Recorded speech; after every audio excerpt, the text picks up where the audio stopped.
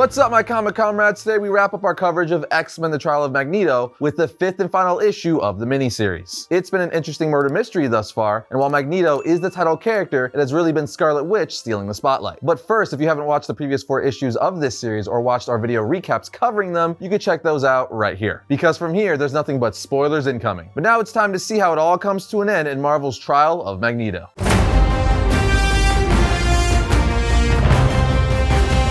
Pick up right where issue 4 left off, with several members of both the Avengers and the X-Men defending Wanda. Emma Frost asks, "Well, don't keep us in suspense, darling. Tell us who tried to kill you." Wanda, clearly nervous, begins to say, but Iron Man interjects by saying, "Nothing's going to happen to you, Wanda. We're here and we're not going to let them hurt you again." Wolverine also rallies around her by adding, "You deserve justice. You were brutally attacked by one of us, Wanda." Northstar then puts his hand on her shoulder and says, "Yes, and no matter how your magic may or may not have affected Krakoa today, we cannot let that slide." With pain written all over her face, Wanda sighs and agrees. As if pointing a criminal out of a lineup, she looks up and says, "It was you," as she points to someone off panel. The book then shifts inside the chambers of the Quiet Council in Krakoa, where Xavier brings the proceedings in order by saying, "All right, are we all present? Then let us finish this sordid business." Then suddenly we see a liquid sphere materialize in the center of the council, with the silhouetted being imprisoned in the center. Looking something like a mystical water balloon, it splashes to the ground, revealing Toad. Xavier asks, "Do you know why you're here, Toad?" Drenched and defeated, he confesses, "Yes, I tried to murder Wanda the night of the Hellfire Gala," revealing Toad as Wanda's would-be murderer, which comes completely out of left field and seems a little too simple, but more on that in a minute. The council then makes sure that Toad understands this means exile, but Wanda mercifully chimes in saying, "Wait, no harm was done. I'm fine now, and I forgive him. There's no need to," but Magneto cuts her off and reminds her Krakoa has laws that must be obeyed. If we start ignoring our laws, how will our people accept the gifts of this land? Captain America then weighs in, "He tried to kill you, Wanda, and very nearly succeeded. We were told you were dead." Emma Frost sighs and coldly says, "We thought she was," and then telepathically tells Wanda, "And darling, if you ever let slip the secret of Krakoan resurrection, the next time we'll make sure your death sticks." At this point, X-Factor walks in and presents further evidence. Stretching out a forensic find, he says, "We believe this is the murder weapon. This is made from an enchanted metal called Uru. It's been specifically spelled to dispatch the Scarlet Witch. You could see her sigil on it. We found this in Toad's home, and it has Toad's fingerprints on it." With a hardened stare, Toad answers, "I only did what needed doing." His temper flares as he explains the reason he attacked Wanda was because she tore the Brotherhood apart. He claims she turned her back on them and betrayed her father. As vines drag Toad down into exile, he exclaims, "So I helped you, for the Brotherhood." As the ground closes above him, he yells, "I did this for you, Magneto." After the trial concludes, the Avengers begin discussing the morality of the punishment. Looking to escape a potential debate, Vision says, "And on that note, I believe it's time we left," looking for Wanda's approval. Needless to say, she says, "I have some family matters to attend before I leave here, and I'm not going to stop fighting for Toad's release. He does not deserve that fate." Before leaving, she looks to Magneto and asks, "Father, will you?" But he cuts her off mid-sentence, callously saying, "No, I cannot. I have somewhere to be. But you can do this." Polaris, who overheard the exchange, asks, "Do what?" Wanda replies, "Well, I'll need your help, actually." To which she says, "Sure. Where's he going?" She tells Polaris, "I think he needs some time alone." On the following page, we get a rare humanizing view of Magneto as we see the weight of recent events finally hit him and he falls to his knees in tears. A moment that comes with a revealing narration about Magneto as a character, which reads, "Guilt is a kind of grief. Regret about what ifs and should haves and once wishes are all searing hurtful things. Magneto is a good man who has done terrible things. His biggest secret is that it was always out of love. His way of loving is expressed through rage and injustices, or choosing to isolate himself so as not to burden others with his inner pain,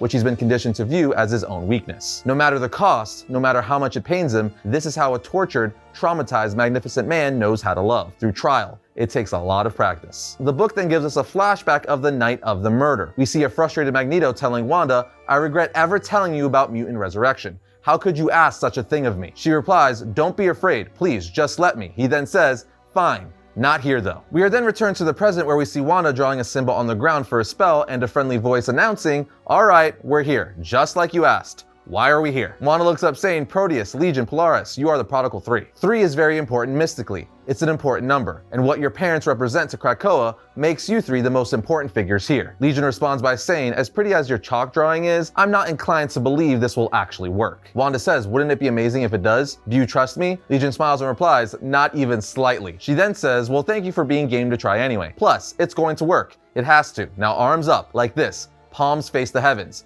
as she begins casting her spell. Legion then realizes she's trying to contact the Eldritch Orchard, but the spell doesn't work. Wanda says, "I don't understand, this should have worked." Polaris explains, "Wanda, it's you. You're the one who's supposed to complete the circuit here. Wanda replies, but I can't. I'm not a mutant. Polaris asks, do you consider me to be your sister? To which Wanda replies, Lorna, yes, of course. But Polaris interrupts, then it's you. You're just as much his daughter as I am, referring to Magneto. After taking a moment to consider what they said, Wanda replaces Polaris as part of the three, which immediately triggered the spell to begin working. Wanda says past, present, and future are all the same to someone with my abilities. It's easy for me to fold them into tiny pieces. Easy for me to then gather them up. And then easy for me to still create a pocket dimension collecting these pieces. Because all these pieces are all possibilities. And my mastery is infinite possibility. And then with a little mutant magical assistance, it's easy for me to use this confetti I made out of time and possibilities to build Krakoans their own Elysian fields. Now she just said a lot of things, so let's take a second to unpack that a bit. Wanda just combined her powers with the powers of the two mutants in the circle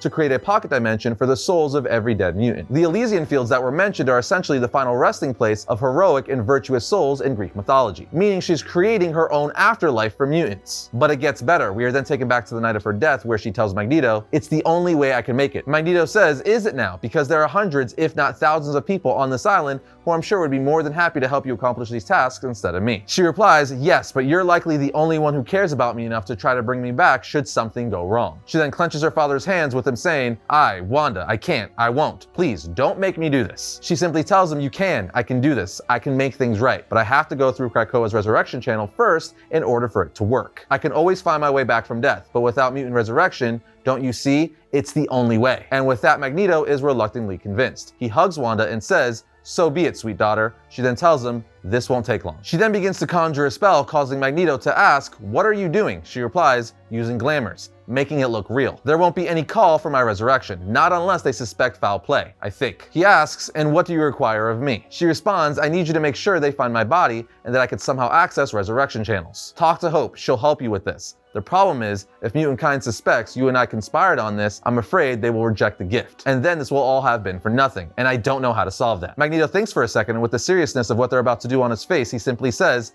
I'll take care of it. As the power of the spell really begins taking shape, she says, thank you, Father. I knew I could count on you. He asks, and what's this? She tells him this is what's going to do all the dirty work for you. He asks, the murder weapon you mean? She responds, yes, I enchanted it myself. Ready? He says never, to which she replies, well, I am. Don't be frightened. I won't feel a thing, and you know death could never grasp me forever. I am too far out of reach for such trivial things. I love you. See you soon. The spell then reaches full strength and strangles the life force from her body as her father is forced to watch. See, I told you the Toad thing was too simple and out of nowhere. There was a way more elaborate plan at work. The comic then brings us to present, the day after the Ritual of Three, as we see Hope Summers wearing Cerebro, saying 20 million souls were lost before Cerebro started its backups or before the X gene could manifest. Time was compacted, folded in on itself into a composite possibility, allowing Cerebro to scan across time and space itself for every mutant who fell between the cracks of the resurrection protocols. Which means now no one is lost. From now on, no mutant can ever be lost to us ever again. We then see a resurrected John Proudstar, aka fan favorite mutant Thunderbird, emerge from an embryonic shell. That's right, they just brought back Thunderbird. He's been dead for over a decade, and I know myself and other X-Men fans are pretty freaking excited about this. Anyway, Hope goes on to say what we have gained is a permanent offshore backup for loved ones, protected from human hands, deep in the astral plane. It can never be sabotaged or touched by non-mutants. Imagine an opt-in Elysian field exclusive to mutants. You can enter yourself into the resurrection queue now if you want, as an alternative to the Crucible. All you have to do is walk up to the steps and cross into this next room. At this point, we learn this place exists in a pocket dimension, a liminal space between life and death, a location they call the waiting room. Xavier then appears and asks, how is this possible? To which Hope replies, the Scarlet Witch. And like many good stories, this miniseries ends with a new beginning, and a story being told to young mutants around the campfire. The leader says, the pretender became the redeemer. We then see the Scarlet Witch say,